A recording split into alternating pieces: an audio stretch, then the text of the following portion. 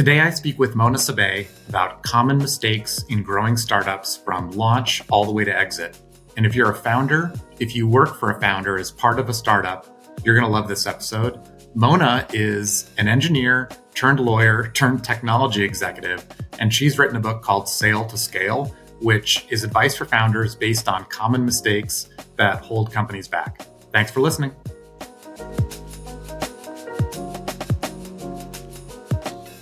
Hi, Mona. How are you? Great to see you. Yeah, really nice to see you, John. Thanks for the invite. You got it. I'm really excited to talk to you about startups, building businesses. But I'd love to first talk about how you got here, because when I started to look at your background, you have a really unique path. Engineering, law degree, technology executive, not a lot, not unconventional, I would say. Maybe you could talk about your path and how you were motivated. Was it by a love of learning? Was it a hunger to find the perfect role for you, or was it something else? Yeah, looks a little schizophrenic, but I'm actually a techie at heart. So, I knew early on that I wanted to do my undergraduate degree in engineering. I've been called an accidental lawyer by people. I went to law school because I realized that in my last year of engineering, I realized that I was never going to be really a great technology innovator. I was looking around the class, and the people who seemed to be going somewhere, I'd say, on the technical side, they had an enduring curiosity about the details of how things worked. And, I was doing my labs, and, I was just following the instructions, but I wasn't terribly motivated by those details.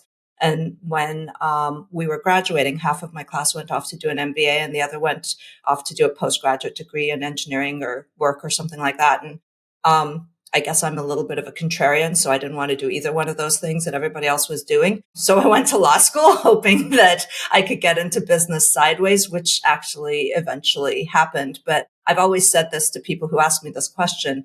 Retrospectively, I think that the experience of law school has been really critical to whatever success I've achieved, because engineering taught me, like, black and white. There's always a right answer, right?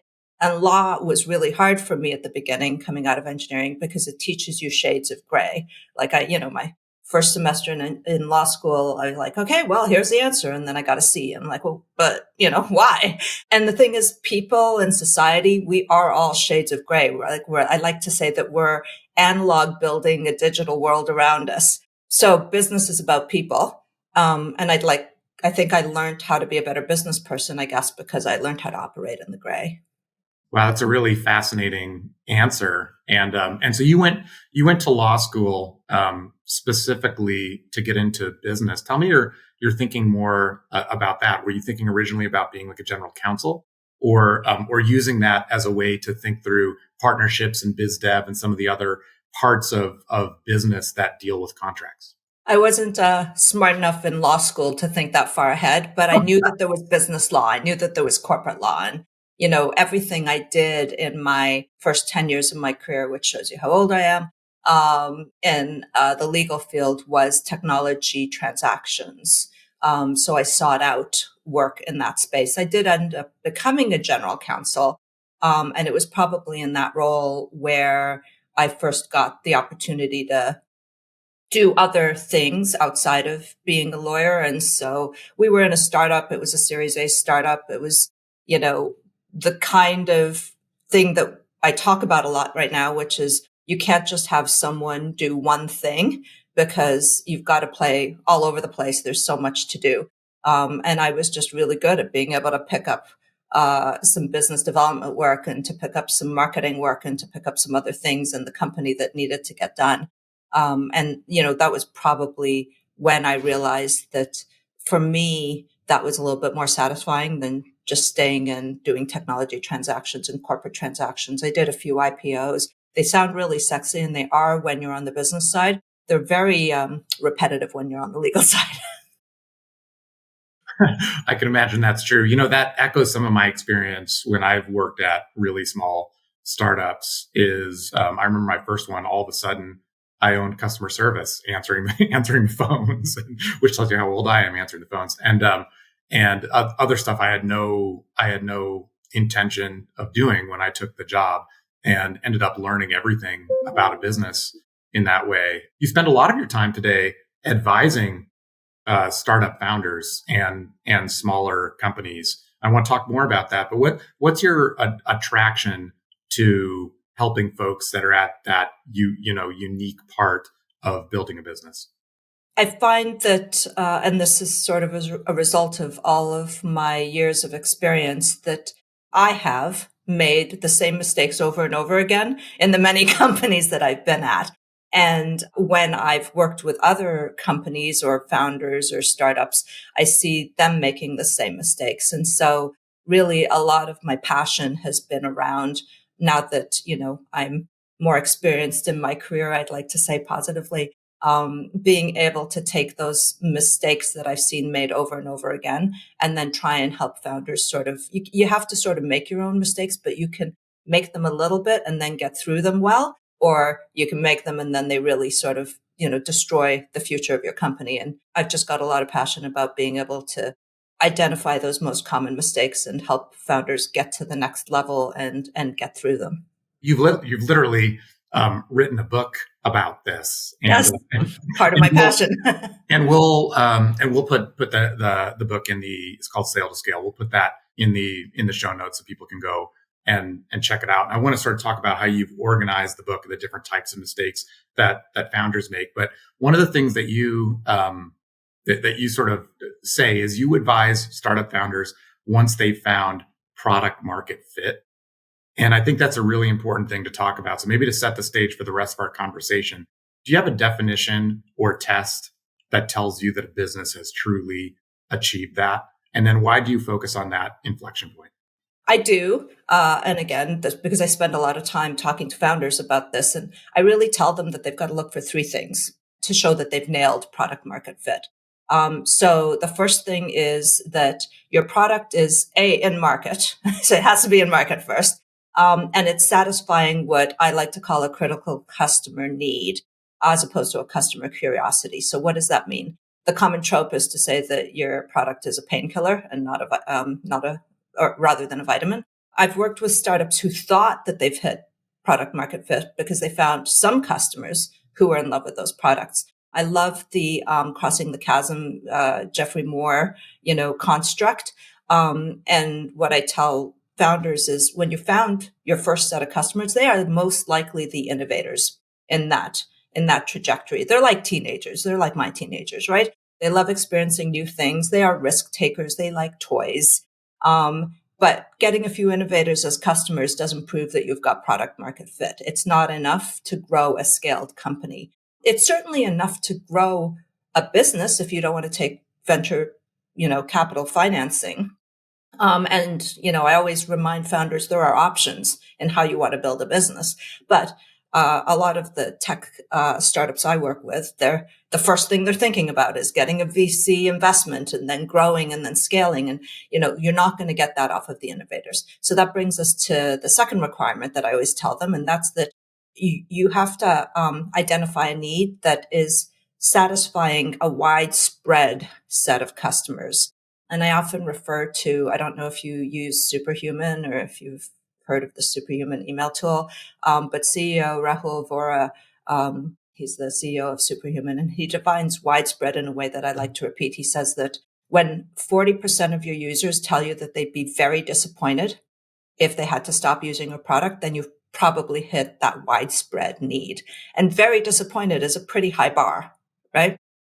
It starts showing you that you're solving, a pain point rather than just being a vitamin or a toy for someone. So now you have, in theory, the painkiller, and you believe that it's widespread. But then the last one, and this is the one that really gets you over this product market fit phase and into the next phase, is that you're targeting a customer segment that you can deliver to repeatedly and efficiently. And what I mean by that is that you've identified a sufficient number of customers that are similar enough in their needs or their processes or how they use your tool that they're satisfied by the same set of features in your product. So often when I'm talking to founders, they are, they've got one customer over here and they want it a certain way. And then they find another customer over there and it's like, oh, but we need to build something for them. But I'm sure we can use that for other people. And then they've got their third customer and it's a tiny bit different over there. And they're like, yeah, but we've got 6 customers. That's fantastic. But they all need a little bit of a different thing. And that's not going to scale. So you're not into the scale, stage when you're that far. You really need something that you can sell multiple times, repeatedly and efficiently, to the same kind of customer who's using it in the same way.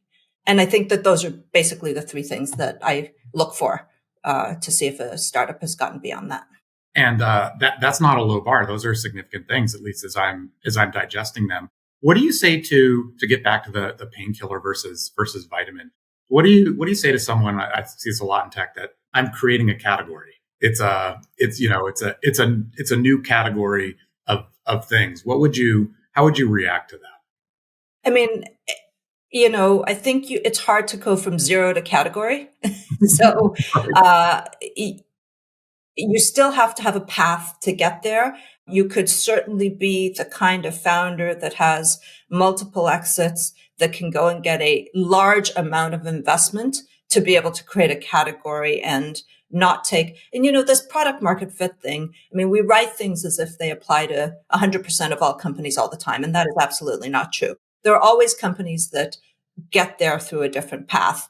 And my only response when someone gives me that example is like, that's the 1 out of 1,000 or maybe more. And that's probably not a good strategy for you to follow, right? So I worked for a company called User Testing, which I talk about a lot in the book also. And we were also trying to create a specific category, but we didn't try creating that category until we actually had a product market fit and we were starting to scale. So you still have to find people at the beginning who just want to use a product. Otherwise, you're not going to last that long unless you have hundreds of millions of dollars in the bank. And so let's segue that into the different phases that early stage companies go through. And I think I have these right, but the ones that you outline in the book are organized as launch, pivot, scale, and exit. Is that right? Okay. Yeah. And so let's start. We'll go through them one by one, but maybe in the launch phase. And when you're talking about launch, I think are you talking about pre-product market fit there? Yeah, really up to when you've achieved product market fit. Yeah. Okay. And maybe, I know there's not just one mistake that people make or that I've made when I've worked at companies in that, but maybe you can choose one as an example for how you think through advising people and how the book is structured about a mistake that you've seen. Why does it happen, and what advice would you give? These days, I guess I'm just speaking from recent experience. My most often discussion with founders is the mistake around being in love with their solution.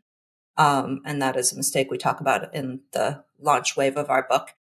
So most people want to start a company and then they look for something that they can build that they think people will buy. And it's especially true for technical founders. They know a technology area well, and they're often very creative, and they can come up with a lot of applications for that technology. And I've learned over many experiences that this is sort of backwards thinking, right? The startups with the highest chances of success, and again, there are certainly a number of startups that have started that way and succeeded, but the highest chances of success are the ones where the founder has personally experienced a really painful problem themselves in a particular industry that they've been really close to. And then they've decided, I've got to solve this problem. I've got to go find a solution for it. And so you start with the problem, not the solution, because so oftentimes the first solution you bring to market isn't the right one. We always talk about experimenting in this launch phase as you're trying to find your MVP and your product market fit. It might be too hard for users to use, or it might be targeting too small of a user base, right? So even though you found someone who loves it, you just can't scale a company off of it. In any case, if you start with what you want to build, or which is the solution, you're less likely to be open to throwing away that solution, or, maybe you just came from that entire industry and you don't know anything else, rather than starting with the problem. And, the best positive story I can tell you is the opening story of the book, which is the user testing founding story. So the founders actually started a completely different company. Mm. And during the process of trying to launch their company, they were really finding it challenging to get real feedback from people that weren't their friends and family on how they liked their product.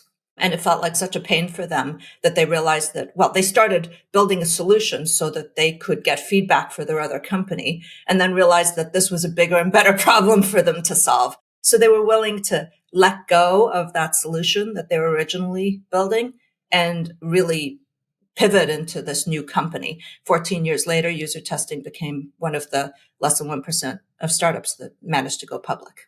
That's really cool. I've heard about what you were talking about at the beginning, kind of expressed as like founder market fit, which to me is like being able to effectively answer the question, why are you uniquely able to address this problem? Yeah.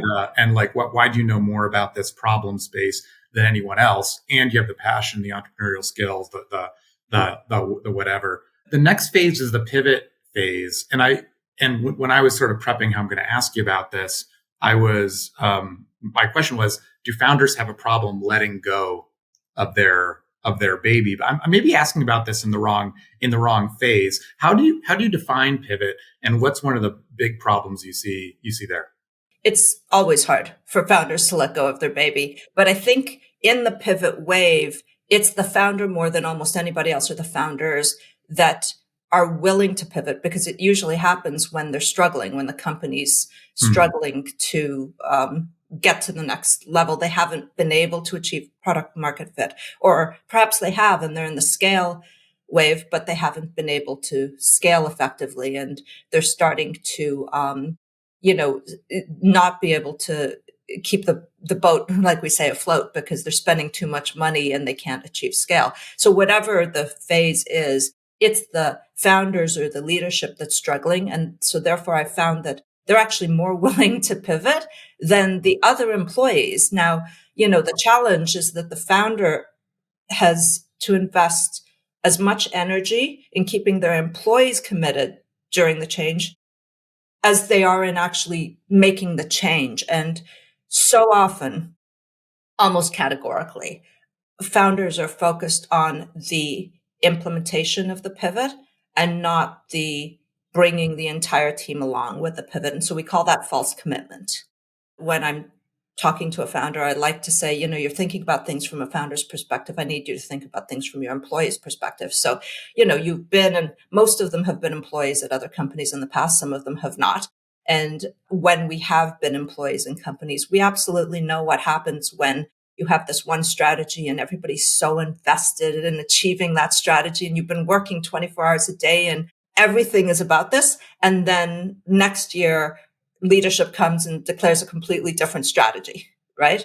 And we all know how that makes us feel like employees. Usually what happens is we start wondering. This is where you start questioning. Well, do they really know what they're doing? That's when the gossip starts happening, right? So I've seen this so often. Well, interview employees and they'll say, well, this too shall pass. I'm just going to keep doing what I'm doing. And so all of this is, your team is not going to follow you into the pivot. And I think it's one of the biggest things that founders make mistakes on when they're trying to pivot. They've got to bring their team along also. There's an expression about when you're joining a startup, joining any company, like, are you drinking the Kool-Aid? And oftentimes when you're signing up, you're impressed, excited about the founder's vision. That's why you do it. That's why you tell your friends, et cetera. What advice would you give to founders? Because I've seen this pattern too, that when in a pivot, what is the founder maybe most excited about, particularly in a technology company, working on the technology change, like working on the thing. But for many founders, and maybe it's more appropriate in the scale phase, like their superpower isn't standing up in front of employees and motivating them. I mean, we all can't be great at everything. So what do you recommend that a founder actually does if they don't have the innate tool set around motivating and so on? What do you recommend that they do? Perhaps we think in, our culture, or Silicon Valley culture, that there's one way to motivate. And I don't think that there is. There's many different ways to motivate. And I've seen people, and I myself have been motivated by very, very different personalities. So I think that the biggest thing that, a founder needs to do is, and I've seen this happen with a particular CEO that I've worked with before and learned a lot from, starting off by telling your employee base that what we're in for in this experience is change and the ability to adapt. And so many founders don't start with that. They start with, no, this is it.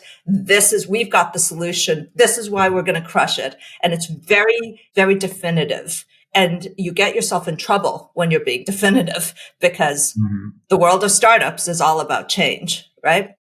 So I've seen, again, a CEO come in and say, like almost every quarter at all hands, we are about adapting and changing. And if you get into that mentality, whether you're a really powerful speaker or whether you're demure or whether you prefer sending out notes and emails rather than, speaking in front of large audiences, I think that kind of approach makes a huge difference in the ability to bring your team along. Yeah, that's a great point. I can say at the company that I work for, we were really deliberate, and we're a lot bigger than a startup, but we established guiding principles, that kind of thing that are part of being an employee, and adaptability is one of the three. And it's something that we celebrate. It's one that we talk about at all hands. It's part of the review process. When you're in a really high growth company, it's almost impossible to have a month where it was the exact same as the previous month. If you're growing more than 20% a year, it's probably impossible that it is. So, it's a really, really important part. On the scale phase of a business, I wonder if there are any problems about the types of hires that you make. At least in my experience, folks who are early pioneers aren't necessarily the same people that can operationalize or systematize a function, whether that function is client services or sales or QA or whatever. At least that's what I think when I think about problems of scale. Do you see that as a problem also, or what's one of the ones that you would pick out from your book? Yeah, I mean, there's so many. It was really hard to write the scale part of the book because it's a larger, complex problem. And so there's many, many more issues. We did pick out like people as being an entire chapter in the scale phase. There's a few different challenges, I think, with, the people that you hire and the people that you keep in the scale phase, and things that, I'm even experiencing today and where I currently work. One is what I like to call the brewing battle between the old guard and the new guard. So you have a bunch of people who brought you here, and they're incredibly valuable. But to your point earlier, John, they're the kind of people that do a whole bunch of things. Whatever gets thrown at them, and it's fun. And that's what they get a lot of energy out of. They've always been at the table because you've been a small company and they've all done a bunch of things. And then suddenly you have to your point, hire people who are skilled in a very specific area. So you need to hire your general counsel, and the general counsel needs to do general counsel work. And, there's too much general counsel work and they need to be such an expert that they can't go off and do a bunch of other things very easily, maybe over time, but not at the beginning. And so you have these sort of experts versus the people who have been around and doing everything. And the people who are doing everything start seeing some of the work taken away by these other people that you're hiring. And then the battle starts brewing. And so you really have to deal with that, because if you don't deal with that, then you end up having two cultures in the company, and they're at war with each other, essentially. Yeah. I've seen that. I've seen that too. And when a company sort of like grows up, there are all these choices you have to make about whether you treat the folks have been there a long time, or they grandfathered into certain things or not. There's just so many different parts of it. There's so much to cover on scale, obviously, but I want to shift and talk about exit. I've been on the buy side and sell side of many deals. Probably you have too, countless deals. And I'm curious about one thing that you might point out about an exit, maybe focused on something that a founder typically doesn't think about. I'm quite passionate about how founders and leaders, because sometimes you're not the founder, but you're the CEO of a company at this point, how they misinterpret what an exit is. Usually and it's our fault really, because we, the greater tech zeitgeist, tell founders that what they should do is focus on getting customers, grow as fast as you can, get more customers, and everything good will happen. And one day you will exit.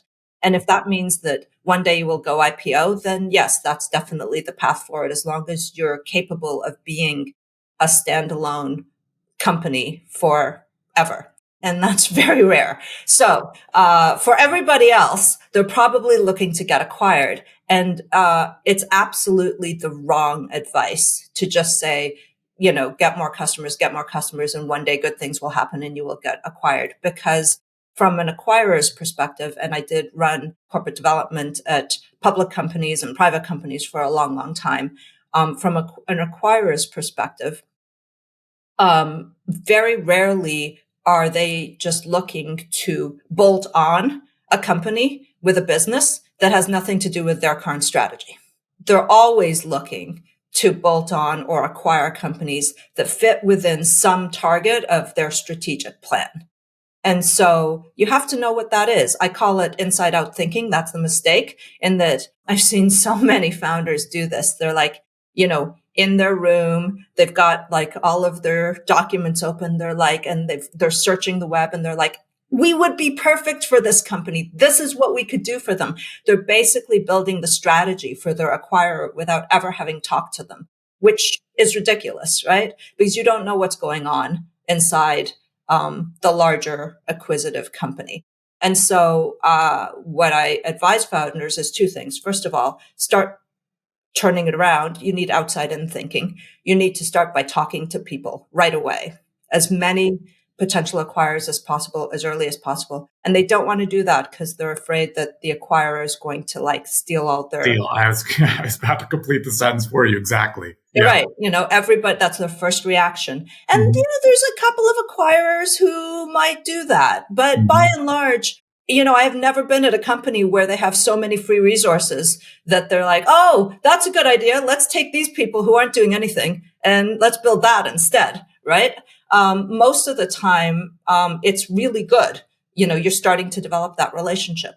The second thing I tell startups is that, acquisition is not a transaction. You treat it like a transaction. Acquisition is a strategy, just like, scaling is a strategy. And so you have to start early building your strategy towards your acquisition, which most VCs will tell you shouldn't do. And it's multiple paths. You create optionality for, where you end up. That's sort of how I think about the biggest problems in the exit space. Well, like I said a few minutes ago, we'll put the book in the show notes so people can look and check it out, where there's a lot more discussion on that. We'll also put in the show notes HiPower, which you're a founder of, which you describe as a tribe of women executives focused on accelerating each other's success. And it feels like the word tribe is deliberate. So I'll ask you about that. And then also thinking about 2025, is there something new that you're thinking of for HiPower about opportunities for women executives? Yeah, tribe is incredibly deliberate. I've talked a lot over my years about how to create effective, highly effective teams. And I think that it's something that very few people in business understand how to do well. And HiPower is a community effort at creating highly effective teams. So outside of the business world. So we purposefully bring on a small group. We call them rings each year of up to 10 to 15 women in each ring. And that's because, there's a British professor from a long time ago called Dunbar, and there's a Dunbar number. He created a Dunbar number. I don't know if you've ever heard of it, but it basically says that the human brain is capable of getting close connections with only a certain number of people. So 15 people will be really close. Then there's about 50 people, and you can remember their, that they have kids in college and stuff like that. And then there's 150 people where you won't break out into tribal wars, and beyond that you will. essentially. Okay. And that's oversimplifying a very, very complex, research that he did over his lifetime. So we start with 15 people. And then over the course of the year, we have programs for them. And then at the end of the year, if they choose, they can become part of the larger tribe. And that helps us build a really strong sense of identity. It is how we end up getting close enough so that we, the biggest part of HiPower is that the people who stay really want to help each other, but also ask for help, both of which seem to be difficult in our world today. And so we have a very give-get culture in this group.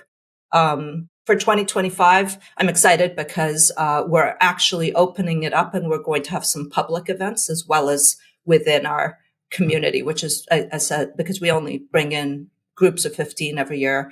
It's a very slow growing group, although we've got about 150 people in here now. So we will have some public events, and I think that will help at least sprinkle a little bit of how I think women can, achieve their greatest goals in society more broadly. Virtual or IRL? The public events will be virtual. Our ring events are a combination of, in real life and as well as virtual. Very cool. Mona, great to talk to you today. Thanks so much for joining the pod. Yeah, it's been fantastic. Thanks, John.